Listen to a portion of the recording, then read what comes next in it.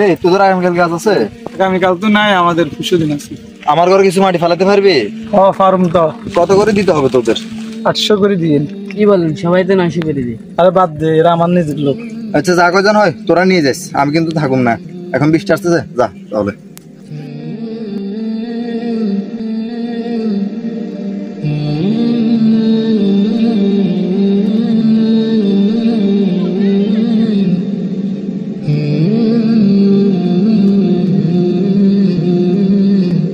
ভাইয়া আজকে অনেক পরিশ্রম হয়েছে, খুব কষ্ট হয়েছে।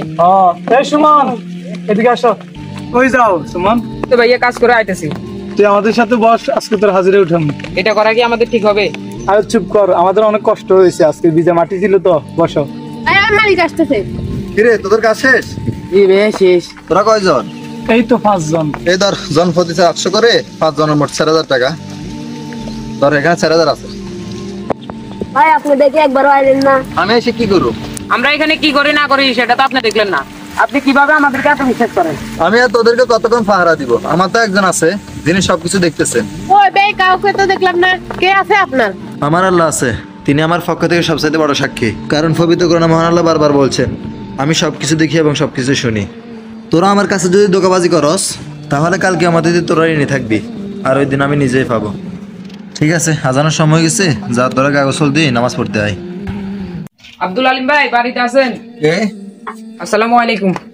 ওয়ালাইকুম সালাম। কি সুমন, কি অবস্থা, কিছু বলবা? ভাই এই নেন টাকা? কিসের টাকা? ভাই কিভাবে যে বলি, কালকে যে আমরা কাজ করছিলাম সেখানে আমি নিজে কাজ করি নাই। আলামিন ভাই আমার বাসাইয়া আপনার থেকে মজুরি নিছে। কথাটা তো তুমি আমার এই সময় বলতে পারতা। আসলে আপনাকে কি বলবো, কালকে ভাবছিলাম এই টাকাগুলো দিয়ে আমি অনেক কিছু করতে পারি, এই জন্য টাকাটা নিয়ে নিই। পরে যখন আপনি বললেন যে কিয়ামতের দিন ঋণী থাকবো, তারপর ভাবলাম যে টাকাটা দিয়ে দিই। তুমি ভুলটা যে বুঝতে পারছো, এটা অনেকে বুঝে না, যার জন্য আমি তোমার প্রতি কৃতজ্ঞ।